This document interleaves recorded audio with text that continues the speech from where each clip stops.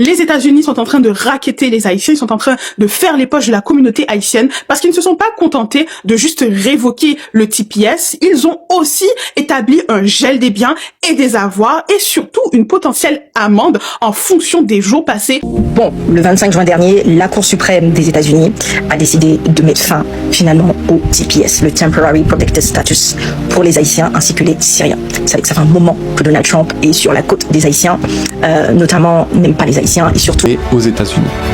Mais cette même Cour suprême a autorisé cette administration à mettre fin au TPS haïtien. Qu'est-ce que cela veut dire? Voici mon analyse. Le président Donald Trump avait deux objectifs principaux qui pouvaient l'aider à renforcer sa position avant les élections en novembre. Ces deux objectifs étaient le TPS et la suspension du droit du sol. On ne peut pas mentir. Bonjour, bonsoir la famille, comment nous est? Ça capte pas c'est qu'on y a un moment, la question de TPS est vraiment intéressant. TPS est supposé être fini jeudi, c'est le 1er juillet 2026, mais DHS... Nous mettons les pires raides. Eh bien, la Cour suprême autorisée dans notre shop couper TPS pour Syrie avec Haïti. Et ça va rien, non? Qui les TPS nous a fini parce que c'était une extension, la fini 1er juillet 2026. Je dis à qui joue? Je dis à 25. Bienvenue dans la chaîne de MPDG. Si tu es nouveau sur la page, toi abonne-toi, si tu like et un commentaire. Bienvenue dans la chaîne de buzz, actualité, sportif et tout ce qui se dit sur le ciel international. Allons-y au but du sujet. La communauté haïtienne vers le côté des États-Unis reçoit un coup de choc. Madame, mesdemoiselles et messieurs, fin des DPS. DPS signifie visa temporaire vers le côté des États-Unis. Donc c'est un style de visa temporaire pour les ressortissants haïtiens vient d'être limité. Donc ça n'existe plus. Et on demande aux ressortissants haïtiens de quitter les lieux. Plus de 350 000 Haïtiens qui vivent sur le territoire américain, qui vivent de ce DPS, actuellement doivent quitter le territoire.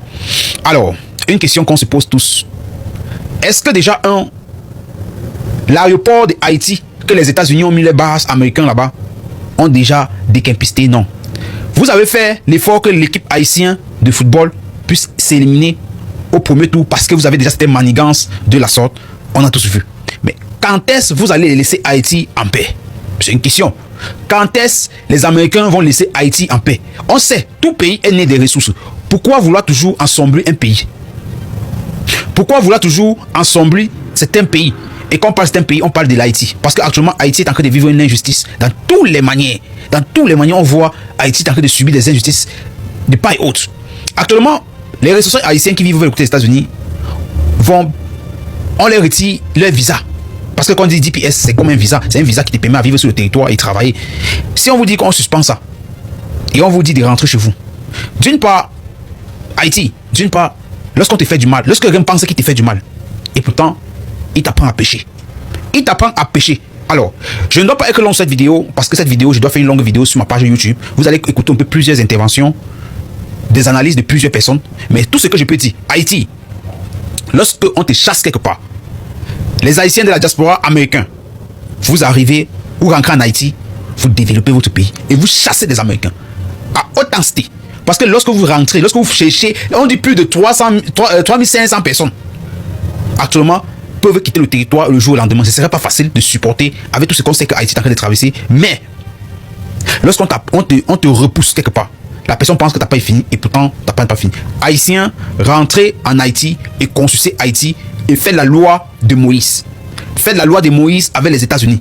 Lorsque vous constatez ou comprenez qu'ils sont là, chassez-les avec haute intensité.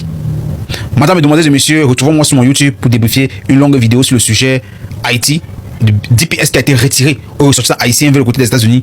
On s'abonne. Le gouvernement américain et tant d'autres occupe Haïti. Ce même gouvernement qui empêche en fait l'ouverture de l'aéroport principal en Haïti, toute son ouverture, est ce même gouvernement qui a demandé à la Cour suprême de ne pas renouveler, de ne pas valider la demande des TPS des Haïtiens. C'est l'équivalent de ce qu'on appelle en France le titre de séjour. C'est bizarre, hein? Haïti a été éliminé, donc on a fini de consommer. On a fini de manger l'argent des Haïtiens, que ce soit pour acheter des billets, que ce soit pour venir sur place, que ce soit pour consommer, que ce soit les hôtels, les Airbnb, les places qui coûtaient une blinde. À partir du moment où ils ont fini de manger l'argent des Haïtiens, parce que les Haïtiens ne sont plus dans la Coupe du Monde, on demande à ces Haïtiens, en fait, limite on leur demande de rentrer chez eux. Il y a même une dame qui a été très vulgaire, que les Haïtiens dégagent et rentrent chez eux très rapidement. Après avoir, bien sûr, dépouillé et profité de l'argent de ces Haïtiens-là. En plus de ça, les Américains sont partout en Haïti. Maintenant, ce que je veux voir, est-ce que justement les Haïtiens ne vont pas demander à Donald Trump ainsi qu'aux Américains de dégager de Haïti du coup? d'enlever leurs ambassades, de quitter l'aéroport. Je veux voir, est-ce que vous n'allez pas mettre la pression au gouvernement haïtien, ce qui reste de gouvernement, pour que les Américains puissent quitter, parce que si tu n'es pas accepté chez quelqu'un, tu ne peux pas y vivre non plus. Imaginez, hein, vous avez votre maison, le voisin vient s'installer chez vous comme il veut. Il vient, il mange. Il vient, bref, il fait ses besoins. Il vient, il pisse même dans ton salon. Mais il t'interdit, ne serait-ce de passer devant sa maison. Et tout est ok. Est-ce que vous voyez ce que je veux dire? Maintenant, ce que j'aimerais, c'est de voir, en fait, la réponse des Haïtiens. Parce qu'encore une fois, vous nourrissez, en fait, les États-Unis, ne serait-ce pas votre argent, pas votre courage, parce que on peut dire ce qu'on veut. Beaucoup de personnes, et je pense que dans n'importe quel pays, ce qu'on remarque chez les Haïtiens, c'est leur capacité à travailler. Peu importe le travail à faire. Les Haïtiens ce sont pas des chômeurs. Donc, je veux voir ce qui va se passer. Est-ce que vous n'allez pas demander aux Américains de dégager, du coup? De dégager de Haïti? Parce que si tu ne peux pas rester chez eux, pourquoi ils resteront chez vous? Et surtout, ils restent, c'est pas en tant qu'invité, ils restent pour piller. Donc, moi j'attends juste, tu vois, tous les propos qui se passent là, moi je veux voir. On a l'habitude de dire, nous sommes les enfants de Dessalines, nos ancêtres on fait ci, on fait ça. C'est le moment de montrer liberté ou la mort. C'est le moment ça pour nous choisir, pour nous dire, Américains, yo, mettez quoi nous dehors la caille nous. Nous voulons rentrer la caille nous. Si vous voulez qu'on rentre chez nous, dégagez de chez nous aussi. Voilà. En retour à l'envoyeur. On rentre, vous rentrez. C'est la réciprocité. M'a regardé, si nous avons fait si nous allons faire manifestation, oui. Non. Il y a un moment, là, on négocier avec un monde sur une table, il faut qu'on mette pression sur le monde dans tout. Pas qu'à plier le monde à chaque fois. Donc, j'attends de voir la réaction de ces milliers d'Haïtiens qui sont aux États-Unis. J'attends aussi de voir les grandes têtes, les grandes gueules qui brandissent en fait le drapeau haïtien quand ils le souhaitent. C'est quoi leur soutien? Qu'est-ce qu'ils vont faire? J'attends. Donc là, on me reproche de dénoncer la politique xénophobe des États-Unis quand ils ont décidé sur des bases racistes et xénophobes de révoquer le statut du TPS, mettant sur la sellette plus de 350 000 Haïtiens menacés d'expulsion dans leur pays. On me reproche aussi de dénoncer ce discours anti-haïtianiste qui prend de l'ampleur dans la sphère politico-médiatique états-unienne. Mais il y a quelque chose que vous n'avez pas compris en fait. Je déteste les injustices. Et partout où il y a des abus, partout où il y a de l'injustice, je serai là pour défendre mes peuples, je serai là pour défendre mon peuple. Et en l'occurrence, là, aujourd'hui, au moment où je vous parle, c'est la politique raciste des États-Unis qu'il faut dénoncer et je le fais. Surtout pour rappeler que les États-Unis d'Amérique, quand ils vont déporter les Haïtiens, ils doivent le faire dans le respect de la personne, dans le respect du droit international. Et que parce qu'ils font partie d'organisations internationales, parce qu'ils ont signé des conventions, des traités, ils doivent respecter le droit international quand ils vont déporter les Haïtiens, parce que je crois qu'ils vont déporter en masse. Donc oui, en fait, je suis connue pour avoir parlé sur les réseaux dans les années 60, dans les années 70, les années 80,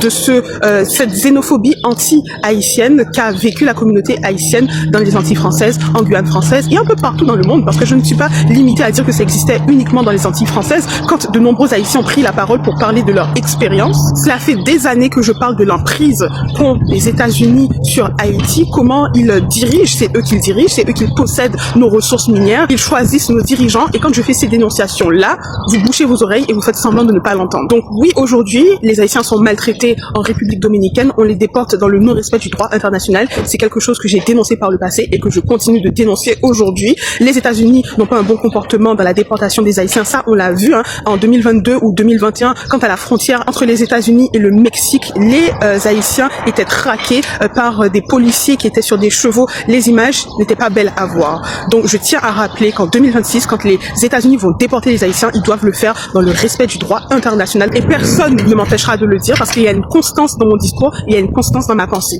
Les États-Unis sont en train de racketter les Haïtiens, ils sont en train de faire les poches de la communauté haïtienne, parce qu'ils ne se sont pas contentés de juste révoquer le TPS, ils ont aussi établi un gel des biens et des avoirs, et surtout une potentielle amende en fonction des jours passés en irrégularité sur le territoire. Les États-Unis d'Amérique ont le droit de mener la politique migratoire qui leur est propre, bien que sur des bases racistes, bien que sur des bases xénophobes, mais il leur revient de droit de mener leur politique migratoire. Toutefois, parce qu'ils ont signé certaines chartes, parce qu'ils ont signé certains accords, parce qu'ils font partie de certaines organisations internationales telles que l'ONU, pour ne citer que l'ONU, eh bien, ils doivent respecter le droit international en ce qui concerne la déportation des Haïtiens dans leur pays. On voit grandir sur la sphère médiatique un discours anti-haïtien. Des hommes, des femmes politiques relaient ce discours de haine au sujet des Haïtiens et on craint que les Haïtiens ne soient déportés dans le non-respect du droit international. Et les États-Unis d'Amérique sont redevables devant la communauté internationale des conditions dans lesquelles les Haïtiens sont déportés. On ne veut pas voir des images déshumanisantes des Haïtiens dans les médias lorsqu'ils seront déportés, parce qu'ils seront déportés. Et ça concerne plus de 350 000 personnes. Et pour revenir à l'aspect financier économique, ils sont en train de faire les poches de la communauté haïtienne parce qu'on sait que les Haïtiens, quand ils arrivent dans un pays, ils travaillent, ils investissent, ils s'enrichissent, ils s'éduquent, ils arrivent certes pour envoyer de l'argent, renvoyer de l'argent en Haïti auprès de leurs proches et ce sont plus de 3,4 milliards de dollars par année que les Haïtiens envoient en Haïti, mais ils contribuent aussi à l'économie du pays dans lequel ils évoluent et surtout, ils contribuent à construire le pays. Ils travaillent dans les hôpitaux, dans la construction, Uber Eats, Uber Drive, Amazon, tous ces emplois précaires et pas que précaires parce que les Haïtiens font des études et ils évoluent très vite dans l'échelonnage social. Les Haïtiens sont en train de construire l'Amérique de demain et comment on les remercie? Eh bien, avec cette décision déshumanisante et humiliante pour toute une communauté. On me dit que les États-Unis n'ont pas besoin de cet argent pour s'enrichir. Ils sont endettés, ils sont très endettés et peu importe où ils vont trouver cet argent, ils vont le gratter. Ceci étant dit, et je sais que beaucoup de personnes n'aiment pas quand je vais sur ce terrain-là, c'est aux Haïtiens de reconstruire Haïti. Parce que peu importe là où on se trouve dans le monde, on ne peut pas supporter de voir notre peuple être déshumanisé de la sorte. Je suis désolée. On peut pas supporter de voir ça. Il faut, ça je l'ai dit, je le redis, je refais cette vidéo pour qu'un maximum de personnes puissent comprendre. Peut-être que vous lirez entre les lignes ce qui reste à faire, si c'est encore possible de le faire. Bon, le 25 juin dernier, la Cour suprême des États-Unis a décidé de mettre fin finalement au TPS, le Temporary Protected Status, pour les Haïtiens ainsi que les Syriens. Vous savez que ça fait un moment que Donald Trump est sur la côte des Haïtiens, notamment n'aime pas les Haïtiens et surtout souhaite que les Haïtiens retournent chez eux, d'accord? Ça a été contesté à un moment donné, ensuite c'est passé devant la Cour suprême où cela a été en attente. Donc finalement, la Cour suprême a autorisé à l'administration Trump de mettre fin à ce statut qu'on appelle le TPS, malheureusement. Donc plus de 350 000 Haïtiens sont concernés par ce statut-là, donc ce qui n'est pas rien. Bon, attention, cela ne signifie pas que les 350 000 Haïtiens seront déportés immédiatement. Les autorités en fait américaines doivent encore annoncer la date d'entrée en vigueur et les modalités de cette décision. Donc il faut encore patienter pour voir comment les choses vont se dérouler. Beaucoup ne seront peut-être pas d'accord avec ma vidéo et ma vision dans cette vidéo. Pour moi, c'est la meilleure des nouvelles que Haïti pourrait avoir aujourd'hui. Et je vais vous expliquer pourquoi, bien évidemment. Bien évidemment, on parle de familles qui sont déjà dans un confort, qui ont une maison, sûrement des enfants qui vont déjà à l'école. Forcément, il y a un confort qui est déjà installé et devoir quitter ce confort-là pour retourner en Haïti où on sait que certains endroits sont pas faits safe, notamment à Port-au-Prince, je peux comprendre. Et certains Haïtiens vont forcément le vivre comme une humiliation, je peux le comprendre. Mais je vais vous expliquer pourquoi c'est la meilleure nouvelle que nous, les Haïtiens, on pourrait avoir. Moi, la question que je vous pose aujourd'hui est si ces 350 000 Haïtiens qui sont menacés et que Donald Trump a demandé de déguerpir, de dégager de son territoire, devenaient en fait le moteur de la reconstruction d'Haïti. Et si ces 350 000 Haïtiens menacés d'être expulsés aux États-Unis, qui est une force humaine avec sûrement des compétences, des expériences, une diaspora qui a acquis quand même tout ce que je viens de vous dire, devenait le moteur de la reconstruction d'Haïti. Au lieu de rentrer sans vision, on organisait un retour stratégique de ces 350 000 Haïtiens sous la menace d'expulsion, justement, et de montrer à Donald Trump de quoi les Haïtiens sont capables, et d'enfin de montrer qu'on a aussi une puissance. On peut faire en sorte de reconstruire notre pays. On peut utiliser, justement, cette menace en une vraie reconstruction de notre pays. Vous imaginez 350 000 Haïtiens. Potentiellement, dedans, on doit avoir des médecins, des avocats, des infirmiers, des agriculteurs, tout type de compétences. Mais malheureusement, je pense que beaucoup d'Haïtiens ne le verront pas, parce qu'ils vont voir la voiture qu'ils possèdent aux États-Unis, le confort, etc. Je peux le comprendre, je vous dis, c'est la plus belle opportunité qui s'offre encore à vous les Haïtiens, si vous souhaitez vraiment reconstruire Haïti. 350 000 enfants à l'extérieur, pendant que notre pays est en train de périr, tout simplement. Retourner pour créer des entreprises, retourner pour reconstruire l'agriculture, ce qu'on n'a plus, retourner pour investir dans des écoles. Je rappelle qu'Haïti, ce n'est pas seulement la capitale Port-au-Prince, reconstruire les hôpitaux, les commerces, dans le sud, dans le nord, on est pour rebâtir notre pays avec dignité. Moi, je lance cette idée. Miss Mickey lance cette idée. Je ne vais pas prendre l'initiative en toute honnêteté parce que je suis sur tellement de projets. Mais je lance cette idée, qui voudra la reprendre comme vous voulez, mais pourquoi pas lancer une cagnotte pour aider ces 350 000 personnes à retourner et qu'on marque l'histoire et qu'on démontre à Donald Trump qu'on ne peut pas marcher sur cette première République noire pour accompagner cette diaspora qui veulent rentrer en Haïti. C'est un vrai projet. Attention, il suffit pas, voilà, on te donne de l'argent dans telles conditions. L'objectif, c'est de créer une entreprise, c'est soit de te mettre dans l'agriculture et que c'est pas rentrer pour subir, mais rentrer pour construire. Haïti a besoin de ses enfants aujourd'hui. Et ce serait l'occasion de montrer à Donald Trump ce qui devait être une humiliation à ses yeux, qui est de piétiner le peuple haïtien, peut devenir le début d'un grand retour. Voilà. Bonjour, bonsoir la famille, comment nous y est? Ça va passer qu'on y a un moment, la question de TBS est vraiment intéressant. TBS est supposé finir jeudi, c'est le 1er juillet 2026, mais DHS sorti de notre côté, fait que le fait qu'on est que 4 travail TBS a fini le 10 juillet. Parce que, on dit que nous faisons suivi sur ça, juge en arrière, c'est l'équipe qui peut prendre des décisions en fonction de ça qui sorti dans le Cour suprême. Niveau et on sort de. Niveau et on jugement, non? Il baille mon cap défendre TPS rendez-vous avec mon qui pour gouvernement rendez-vous le 10 juillet de se faire DHS tout vos 4 travail là jusqu'à 10 juillet pour nous continuer le travail. Et là que 10 juillet parce que c'est l'autre semaine. Hier c'est l'autre semaine. Il a dit que nous avons petit bail devant nous dans semaine là il y a un petit cop quand même. Nous vamos connaître ça café toi après 10 juillet quand il capable avancer le temps on peut équiper avancer. Mais l'essentiel, les gens disent nous bail là va finir comme ça. Bail là va finir comme ça. Nous penser que une porte de sortie, il y a une porte de sortie, une petite fenêtre de sortie quand même, pas même 10 portes. Et porte là 4 go. On a dit qu'il y a une petite fenêtre de sortie quand même pour nous-mêmes haïtiens. On était positif parce que nous mettons toutes les bagages parler, toutes les bagages dire, l'essentiel nous c'est haïtiens. Nous sommes peuple qui gagne pile pouvoir spirituel, mais seulement nous capable comprendre ça. Les 350 000 personnes à penser, à motiver pour un seul bagage, l'énergie que nous avons dégagée, nous garantit nous la paix quand même. Même si gagne pile monde, des milliers de monde aux États-Unis qui parlent nous, qui c'est haïtien qui parlent nous, parce que ils ont le citizenship. Mais bon Dieu connaît, pouvoir connaît, esprit connaît. One love. Dossier TPS haïtien, mes amis, extension. Eh bien, jeudi à la DHS by extension, nous connaissons fini. Jeudi à qui c'est 1er juillet. Eh bien, DHS prolongé jusqu'à 10 juillet 2026. Je ne sais pas si sont bonnes ou bien si sont mauvaises nouvelles, mes amis. Eh bien, tout le monde qui a perdu espoir, qui a fait connaître que le travail a campé, parce que jeudi à c'est 1er, FIFINini, eh bien, il y a une extension là jusqu'à 10 juillet 2026, mes amis. Je fait entendre Maître Julien qui t'a bail plus d'informations sur le dossier ça.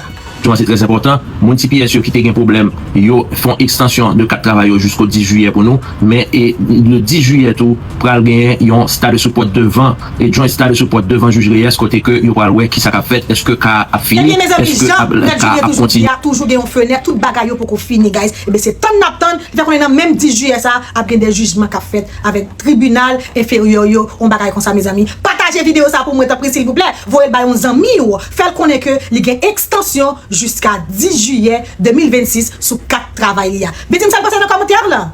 À toute bagaille ça va passer là mes amis. Mali. Nouvelle ça qui est tombée. Si vous même travail, posez cette question. Est-ce que vous devez continuer le travail? Est-ce que vous même devez camper le travail? Si le travail là pas camper, est-ce que vous continuer le travail?